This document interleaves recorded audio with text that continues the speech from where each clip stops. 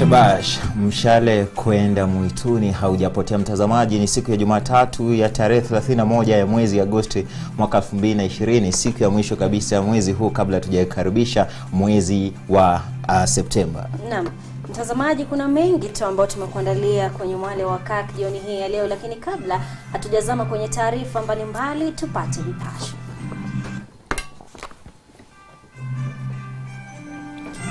The good news though is that in the middle of this crisis, the curve is beginning to flatten. Na mtazamaji, je, Kenya inashinda vita dhidi ya COVID-19? Rais asema naam, tuko kwenye safari nzuri. Aisha will remain the same, the iron lady, defiant.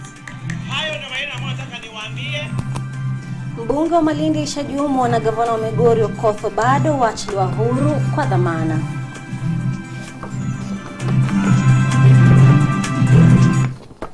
Naam, karibu sana mtazamaji, tukupasha yale ambayo tumekuandalia tarehe hii ya leo mtazamaji. Naitwa Vincent Kerosi. Nami jina langu ni Faith Kaulu, mfasiri wa lugha ya ishara ni Jen Mwange.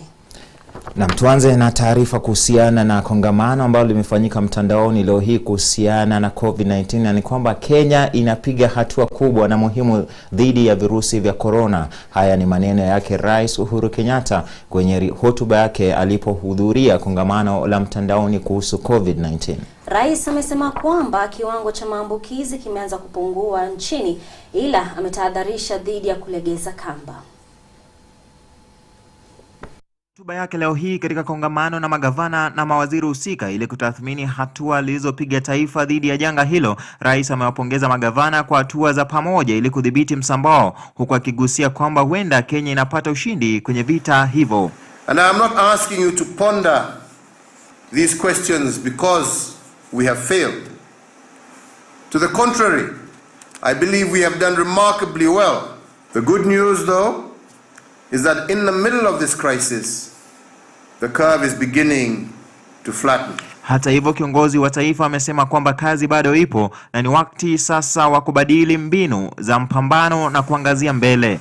If all our models had projected severe scenarios that did not happen, was it because we were forewarned, or was it because of the swift interventions that we put in place?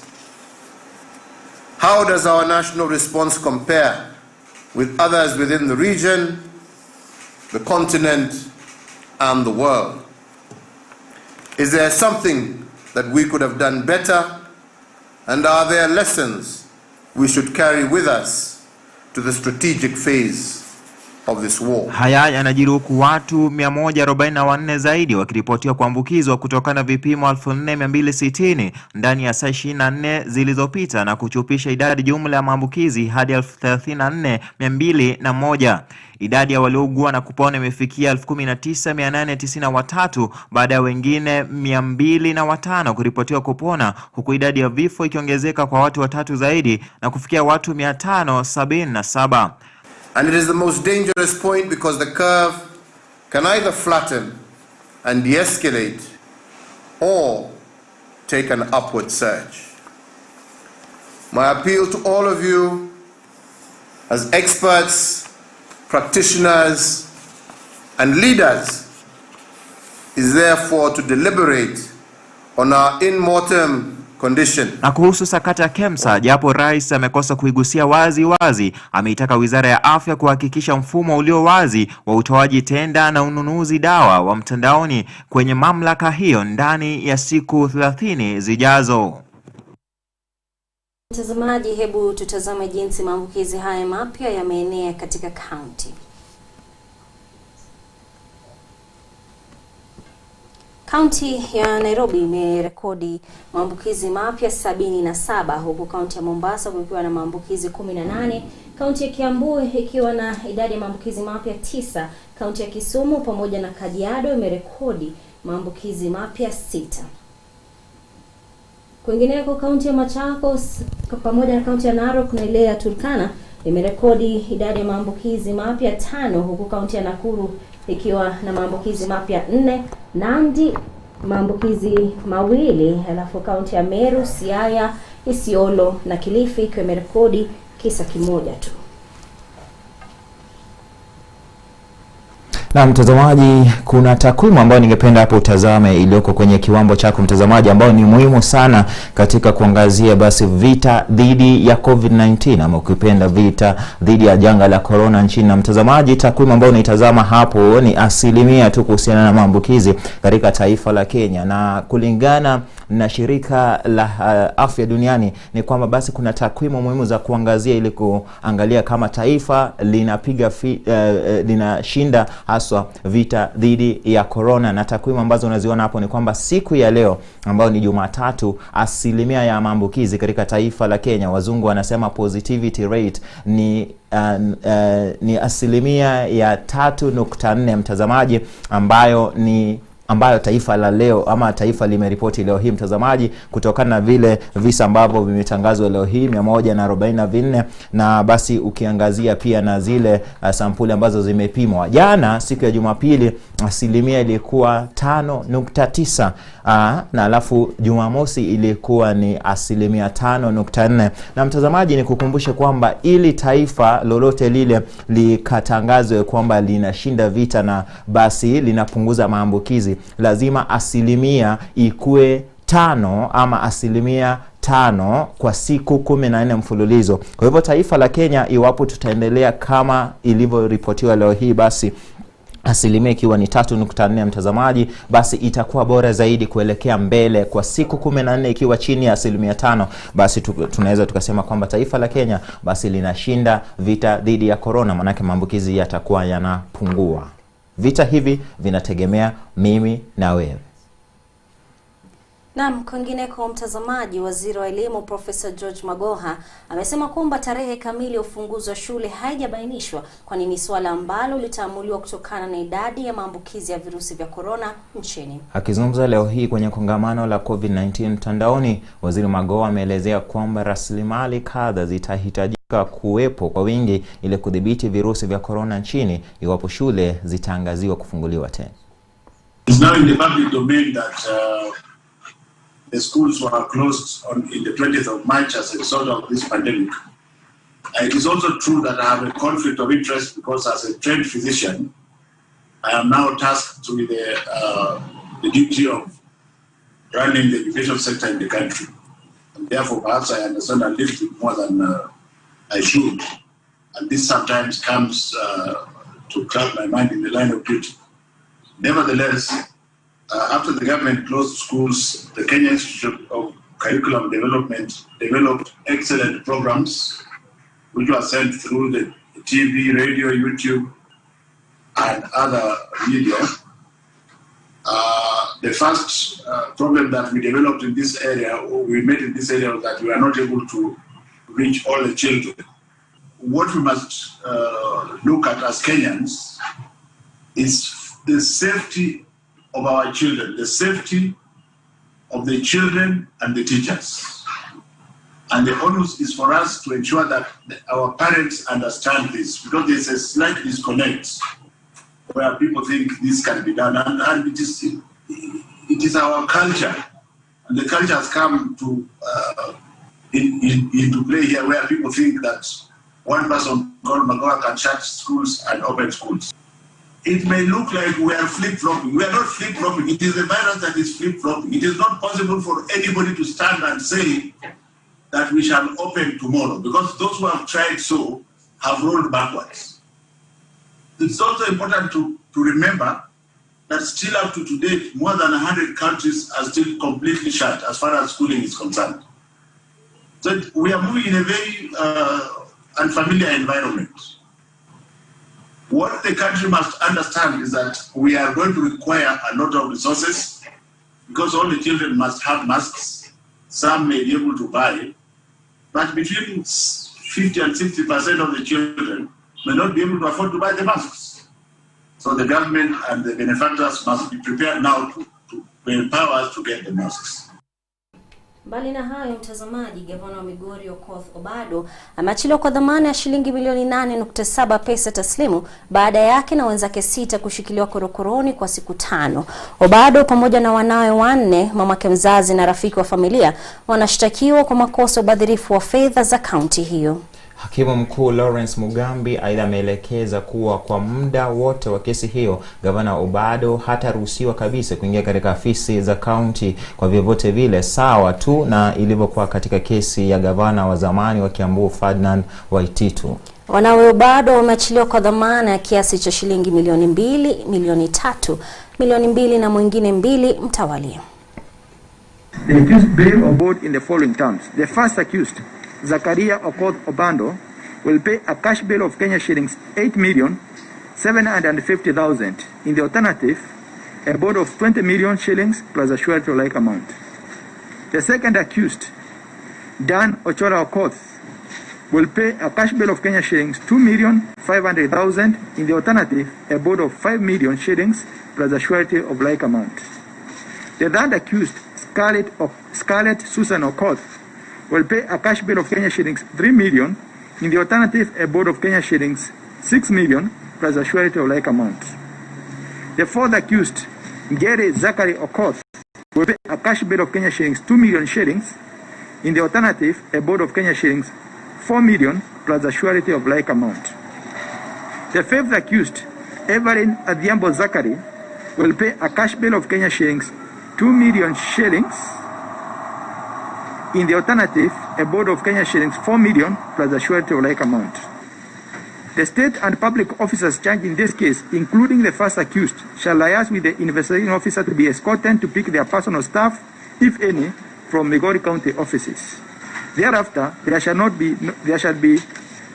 be no access to Migori County offices by any of the accused persons in this case. This order is intended to preserve the integrity of the trial process.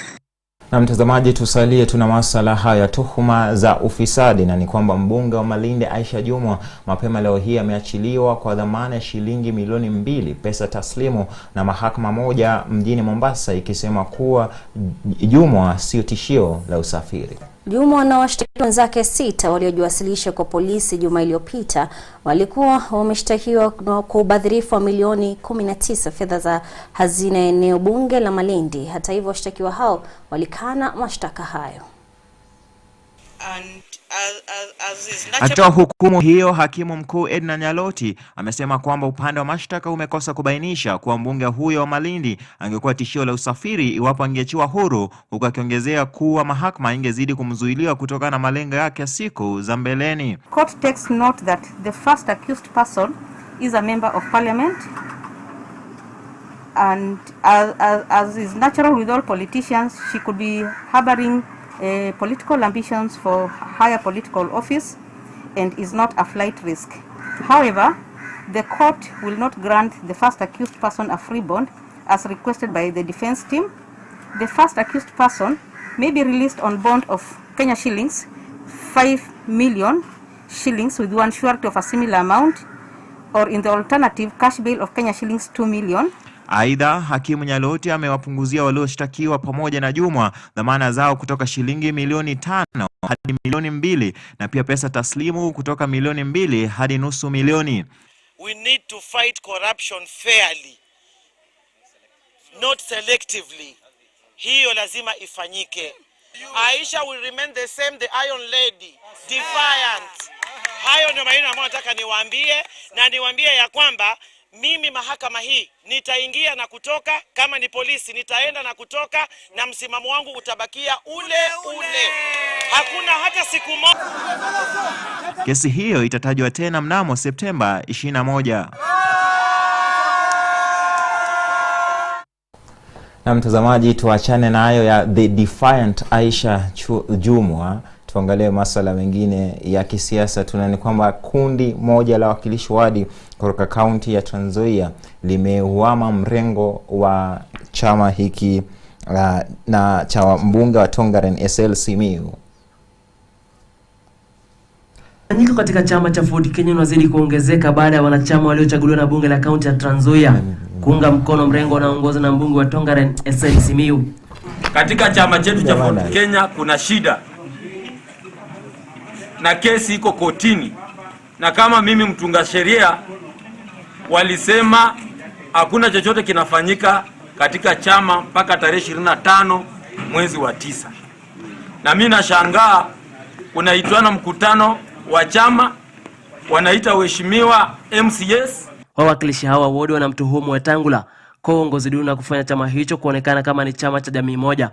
Wawakilishi hawa ambao waliandaa mkutano sambamba kilomita chache kutoka mahali ambapo Wetangula alikuwa akikutana wajumbe wa chama hicho kutoka kaunti ya Trans Nzoia, walisema hawamwamini tena Wetangula kuongoza chama hicho. Moyo wa kutakia wengine, moyo wa kuinama chini ili wengine wapande juu yake walete matunda. Si kwamba anashindwa kusimama, lakini kama kiti ni moja, tunaacha wengine. Kwa upande wake Wetangula ambaye alikuwa ameongozana na mbunge wa eneo bunge la Kwanza Ferdinand Wanyonyi na ule wa Kiminini Chris Wamalwa, alisema kuwa yuko tayari kukabiliana na mpinzani wake katika kuwania uongozi wa chama hicho. And Ford Kenya will never succumb to intimidation. Ford Kenya will never succumb to being micromanaged from elsewhere. Itakuwa managed na wanachama wa Ford Kenya. Tukiwa na NDC yetu, mkija mseme tumepata mtu mwingine tutamchagua, mimi nitatii amri. But you gave me a mandate to lead the party and lead it democratically. Wetangula na Wamalwa walisema kwamba migogoro kwenye chama cha Ford Kenya imefadhiliwa na watu kutoka nje wanaotaka kusambaratisha chama hicho kabla ya uchaguzi mkuu wa mwaka 2022. There's no room kwa mambo ya makuu. Wewe ukiwa mwanaume unataka upate leadership ya chama, wait for the NDC, alafu wanaume waonane uso kwa uso, unyo kwa unyo. Francis Ngala, Mwale wa Kirk. Naam, shukrani sana Francis Ngala kwa taarifa hiyo kuhusiana na wanaume katika chama cha Ford Kenya, na nafikiri wakati bora wa sisi hapa studioni kwenda mapumziko mafupi mtazamaji. Bila shaka mtazamaji, lakini kuna taarifa tu zaidi ambayo tumekuandalia, kwa hivyo Uganda ulipo, maana tutarejea kwa muda usio mrefu. Kauli ya siku na Kirk TV. However, we must not celebrate this happy moment too soon, but rather celebrate it with a great deal of caution. More so because the curve begins to flatten after it reaches its highest point. This point is also called the inflection point. Kauli ya siku na Kirk TV.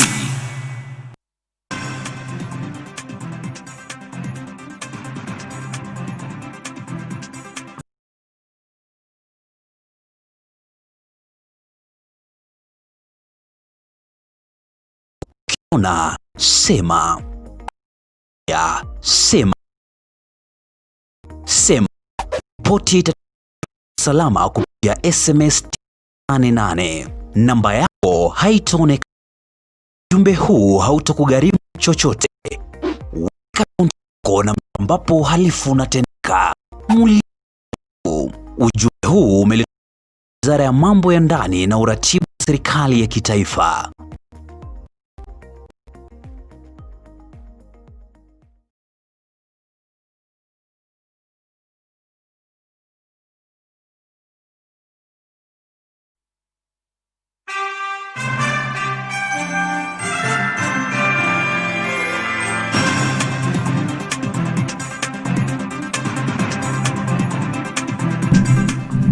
Na mtazamaji, karibu tena katika basi taarifa hizi za Mwale wa Kirk, ambapo tunakujuza tu mengi katika awamu ya pili, na moja kwa moja tuelekee kaunti ya Kakamega, ambapo serikali ya kaunti hiyo imetupilia mbali madai ya utumizi mbaya wa fedha za kaunti zilizotengea kukabiliana na ugonjwa wa COVID-19. Wakizungumza leo hii, wakilishi wadi wa kaunti hiyo wameonyesha wajibikaji wa fedha hizo na kueleza kwamba nyaraka za matumizi ya fedha za COVID-19 zipo wazi kukaguliwa. Wakiongozwa na Leonard Soita, naibu spika wa kaunti hiyo, wakilishi wadi wa Kakamega wamesema kwamba kaunti hiyo kwa sasa imetumia pesa taslimu milioni 100 peke yake na 30 hivi, na kusalia na zaidi ya milioni 200. To state like this: the county government of Kakamega allocated 105 million from its budget towards the COVID-19 pandemic. The national government gave us 262,173,000 towards the same COVID pandemic. The national government gave us 78,930,000 towards COVID-19 pandemic, which brought a total of 446,103 that was supposed to be utilized to fight this pandemic. As we speak right now, the county government of Kakamega has spent 131,903,717. Tuko na ofisi ya finance ambayo iko na public documents. Zile nyinyi members of the press you can access. The members of the public will be allowed to access, and the procurement also is a public office. You will have the right to go and find out what has been procured and how much and how was the process. So there is nothing that is being hid. This matter of people moving up and down, addressing meetings, saying that an audit has been carried out and money has been stolen, honestly, members of the press, that is a total lie. Tukisonga mbele, muungano wa wanaoishi na ulemavu Pwani CPWD umeshtumu ongezeko la mimba za mapema hasa wakati huu wa COVID-19. Akizungumza leo hii, mkurugenzi mkuu wa CPWD amewaomba wazazi kutoa ushauri na saa kwa watoto hasa wakati huu ambapo wapo nyumbani kutokana na kufungwa kwa shule.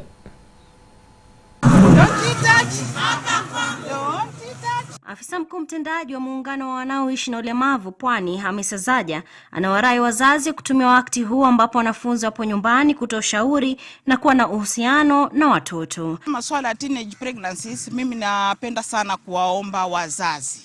Manake watoto saizi tuko nao, na kama vile tumetembea hapa orphanage, nimezungumza sana na wale wasimamizi hapa ambao ni wa kike.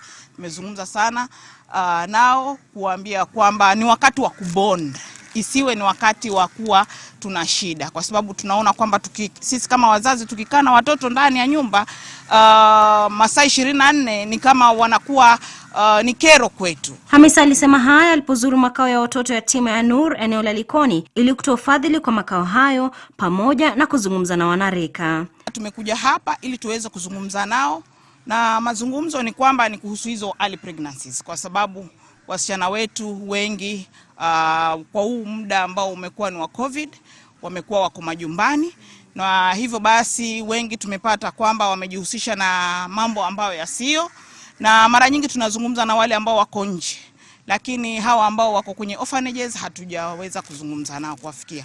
Kwa hivyo nimeanza program ya kuzungukia ma orphanages, na ndio sababu nimeanza na hapa Nur Orphanage kuzungumza na wasichana wangu. Akiwakilisha muungano wa wanaoishi na ulemavu Pwani, Hamisa ametaja kwamba swala la mimba za mapema kwenye jamii linaweza kutatuliwa iwapo wazazi watashirikiana na watoto kwa pamoja. Wazazi kubonde na watoto wao na kuwa karibu na watoto wao na wawajue watoto wao, na pia watoto wawajue wazazi wao vizuri zaidi, na muangalie kwamba katika maisha ni njia gani ambao mtakuja nao ili tuweze kukua pamoja na watoto. Watoto wana changamoto nyingi sana wakati huu, kwa hivyo wazazi ni lazima wawe very patient na wao, na wawasome na wajue ile matatizo kila mtoto alionayo, na waweze kuwa watawasaidia kuvuka hili daraja la wakati wa COVID. Don't touch.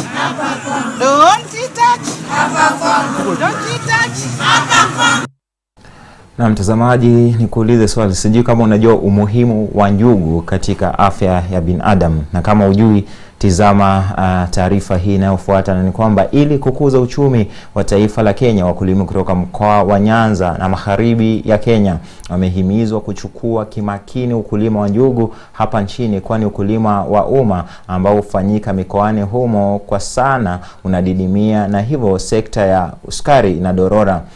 Kando na hayo, wataalamu wa lishe bora hapa nchini wanapendekeza njugu kama mlo kamili, kwani una manufaa mengi ya kiafya. Ripota wetu Aida Monzatsi anaarifu. Ikizingatiwa huduma na mazao ya sekta ya sukari yako chini ya matarajio katika mkoa wa Magharibi, wataalamu wanawahimiza wakulima kwenye mkoa huo kupanua uzalishaji wa njugu asilia kwa hali nzuri ya maisha. We are looking forward to work with farmers, because currently we are actually registering farmers, good quality nuts, especially organic.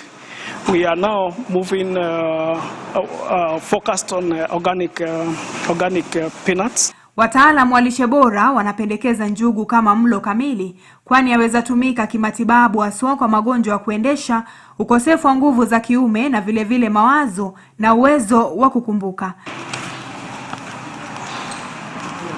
Mtaalamu wa mmea huu maarufu Jackson Masesi amewahimiza wakulima wa mkoa wa Nyanza na Magharibi kuanza ukulima wa njugu na sio tu mimea asilia kama mahindi, maragwe na miwa. That is a double healthy product that contains honey and also natural ingredients of peanut. Kampuni ya BK Apiaries International iliyoko Nakuru, ambapo pia Masese ni mkurugenzi mkuu, hupata faida kubwa kutokana na kilimo cha njugu, na kutokana na haya kampuni hiyo imetenga nafasi nyingi za kazi miongoni mwa wanawake na vijana kwa jumla. Kulingana na Wizara ya Kilimo, mnamo mwaka wa 2018, taifa la Kenya liliingiza humu nchini njugu za takriban shilingi milioni 303, na ikiwa kilimo cha mmea huu kitachukuliwa kwa umakini, basi uchumi utakuzwa. Aida Munzati, Mwale wa Kirk. Faith, sijui kama ulikuwa unajua umuhimu wa njugu ile kubahatisha tu, binadamu, lakini sasa nina uhakika. Na mtazamaji, tuachane na njugu tupate tathmini yangu.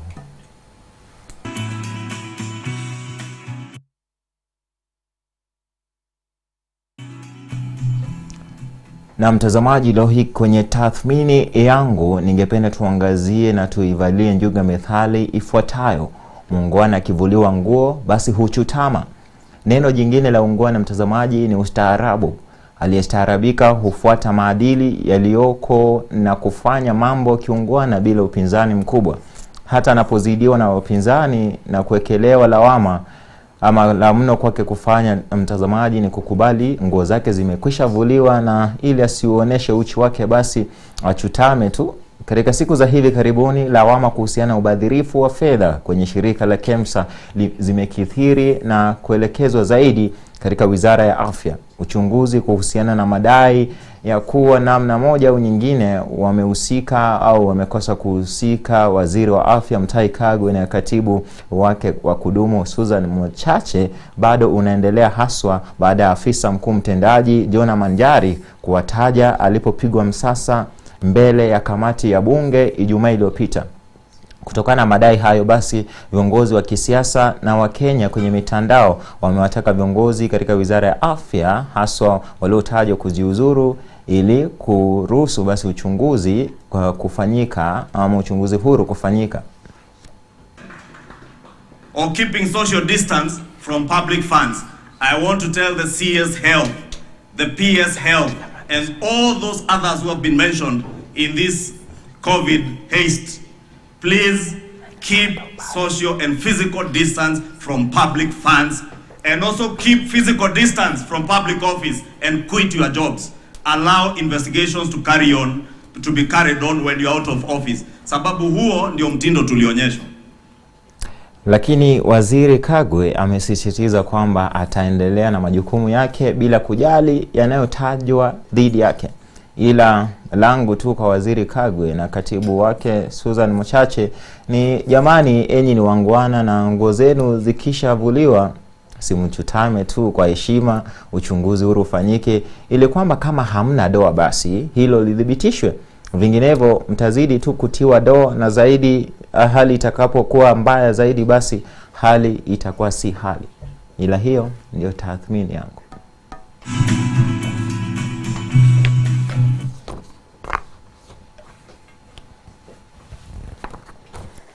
Naam, shukran Kirosi kwa hayo. Umewaambia kwamba wachutame, manake nguo tayari zimekwisha vuliwa. Kama ni wangwana basi wachutame.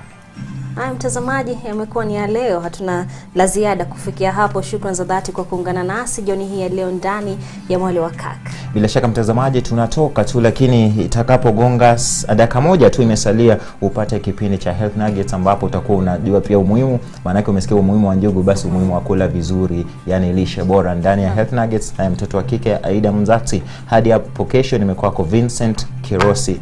Mfasiri wa lugha ishara ni Jen Mwangi. Bila shaka mtazamaji, mimi ni Faith Kaulu. Kwa heri. Lala unono.